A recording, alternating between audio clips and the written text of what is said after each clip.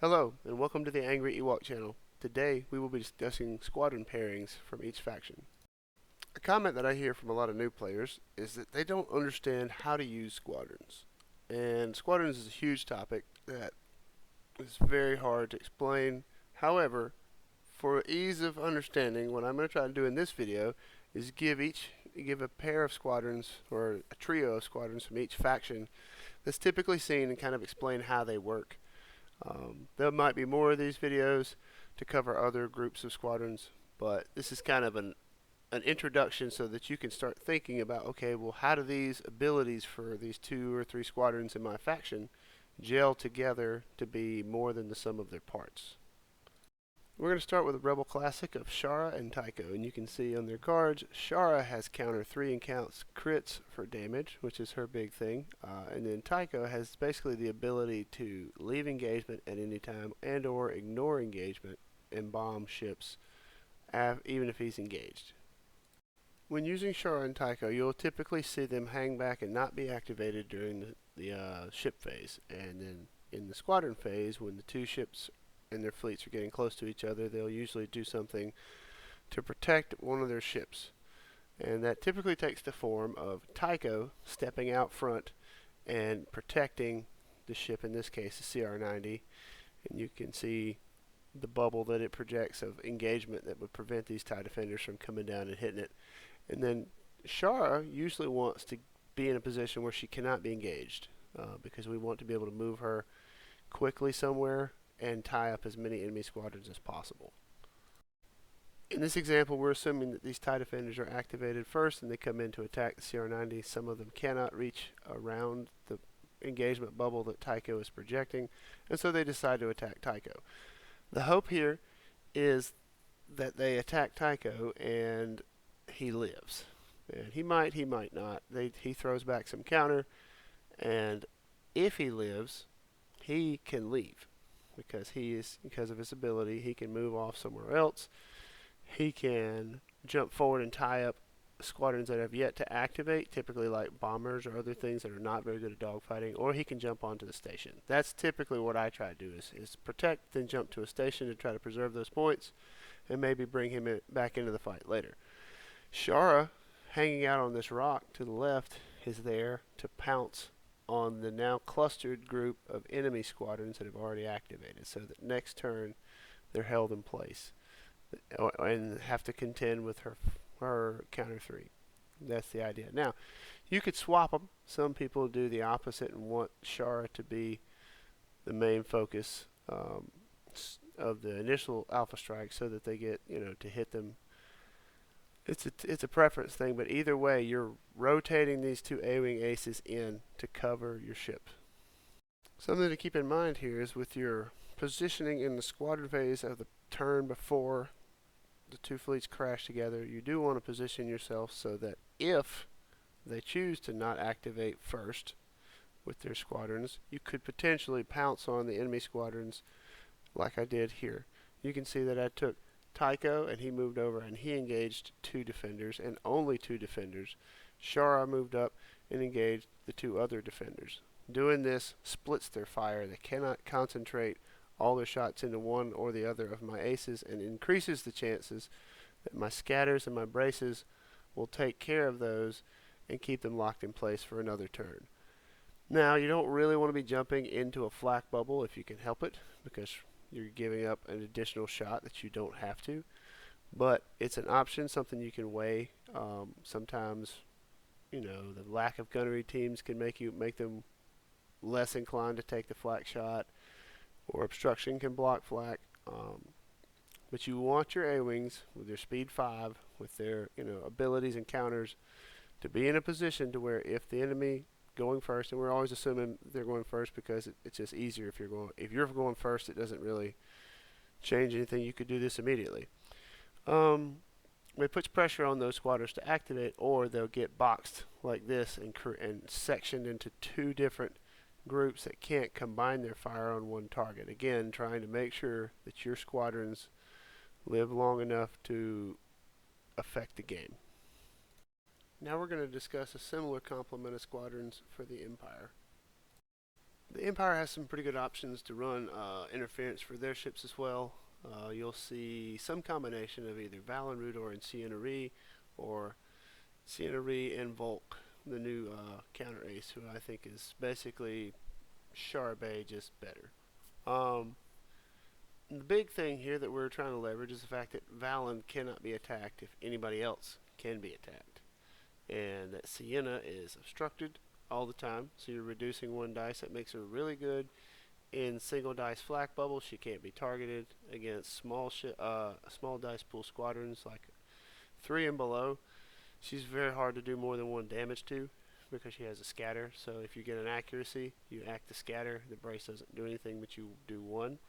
But that's about as much as you can possibly do with 3 dice squadrons, so she lasts a while. And then you have Volk. So you can't shoot Valen because of his ability, so now you're pigeonholed into either shooting Sienna or Volk, depending on who you take. And neither one of them are appealing because one of them's counter 4 with Swarm, the other one's counter 2 with Swarm, and has a damage reducing ability inbuilt.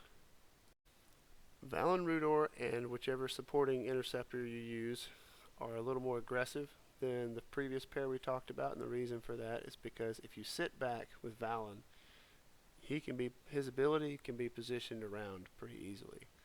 Valen can be positioned to where he's the only thing that's being engaged, so then his ability is basically nothing, and you get to shoot him. Now, he's still a 13-point scatter ace, so I mean, take him because he's really good for that cost in general. But if you attack, if you move forward, you have a lot more control over who he's engaging and who else of yours is engaging them.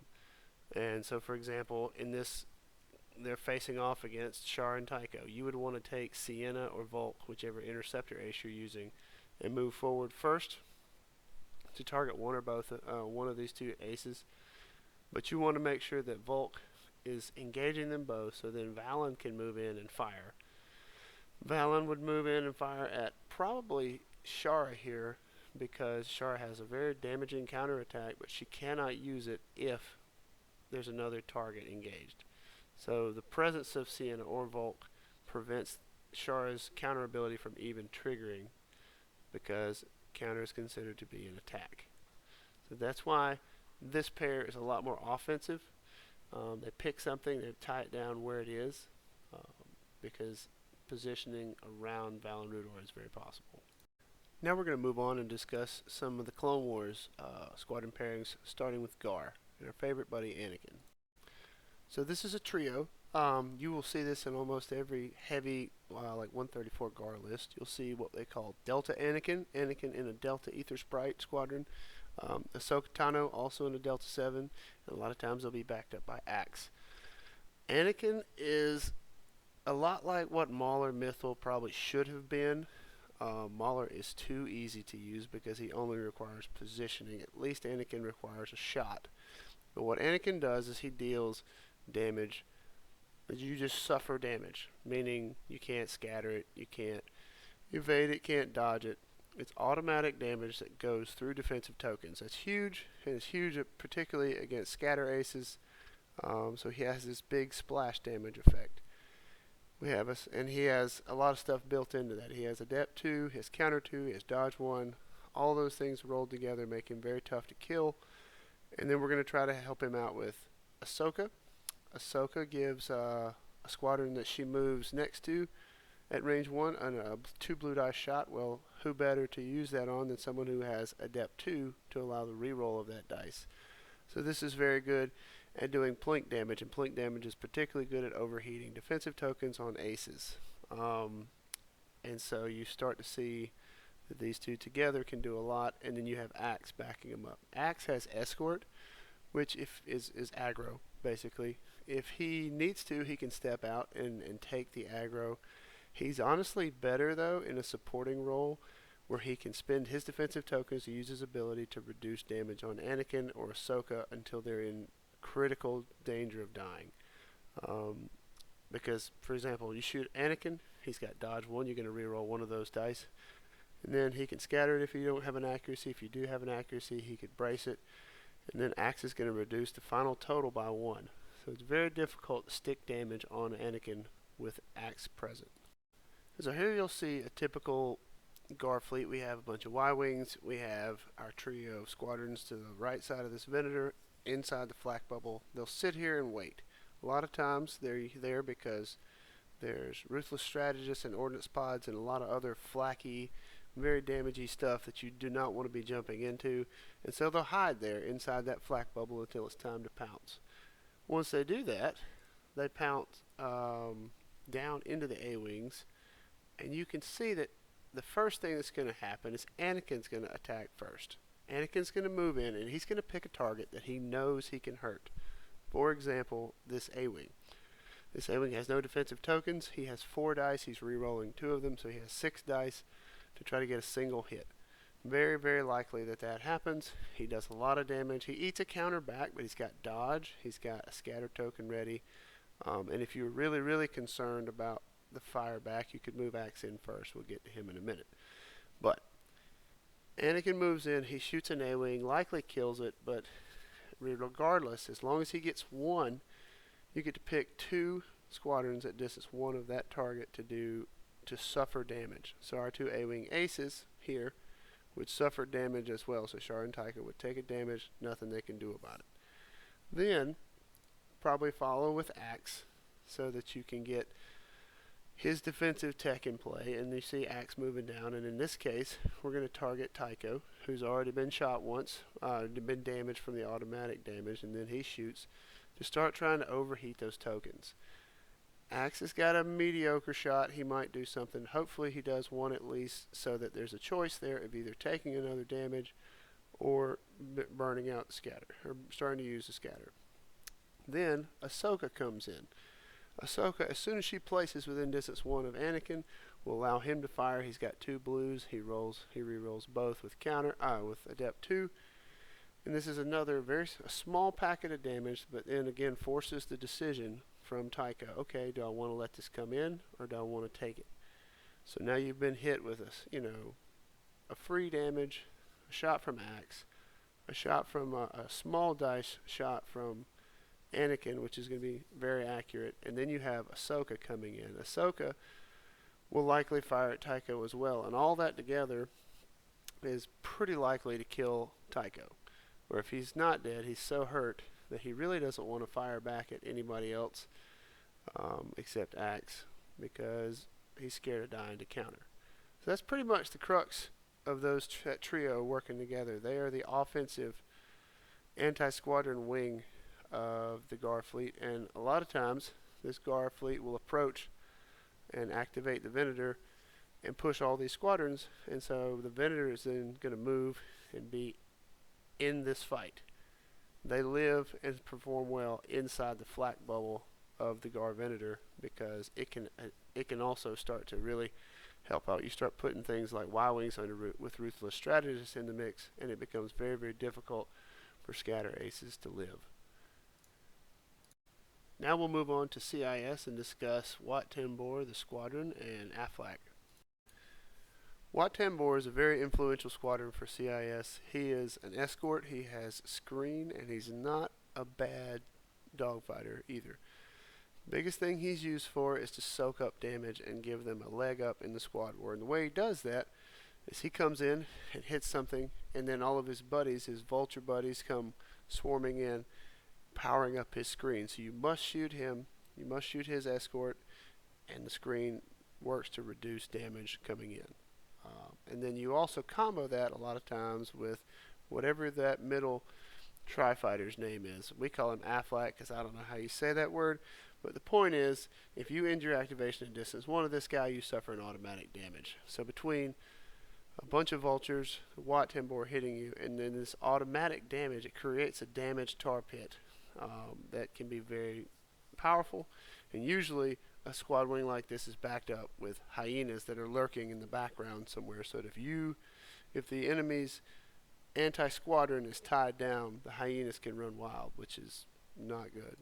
To give you a quick visual of this, we have a Providence, we have Wat Tambor out front, Aflac in front, and you want to close to where you're within striking distance at distance 4, so not as far as Imperial squadrons, but again a comparable striking range to their clone counterparts.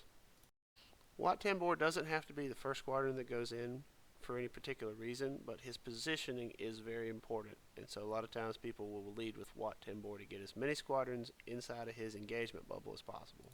Once Watt moves in, he ties down everything that he is engaged with, and so those squadrons now have to target him because of his escort. The next most important squadron to position is Aflac, because he does damage to people at range 1, so you want to get him in range 1 of as many people as possible, but you don't want to hang him outside of Watt's escort bubble, because then he can be targeted independently. So usually Aflac will come in second, trying to position to where he can get that automatic damage pretty reliably. Once you have your important pieces in place, it just becomes a vulture party. So you want as many vultures as possible to dogpile in and start killing targets, because better than getting shot with screen and all this defensive tech in place is just not getting shot at all. But you get this massive swarm of vultures coming in. They have swarm triggered. They have a lot of times flight controllers if it's coming off of Providence, but they start hitting your squadrons. And the thing that they're trying to do here with Watt is they're trying to make sure that screen works. And so now you create this tar pit where whatever doesn't die, whatever's caught in this web, has to shoot Watt. He's got a lot of rerolls to force it and make it difficult to do. And if they don't kill him, they stay in that Aflac bubble. And it's pretty effective little screen for CIS. And a lot of times, if they can catch enough squadrons in this bubble, they can clean up around the edges with their vultures and tri-fighters, and then you have hyenas cut loose on the world. Thank you for watching. There's many other combos out there, Wedge and Dutch, Morna, Jindon, Vader, Steel, all that. Not quite as many combos in the new Clone Wars factions, and we may come back and talk about some of those other duos, but wanted to get out some new content. Was excited to see everyone at Worlds and appreciated the support. Please bear with me. This is a new editing platform, so this is my first go on it, so it's kind of took a while to put this together, and just was very encouraged to see the Armada community come out and show up in such numbers at Worlds. And the game is still alive, and we're still here to play.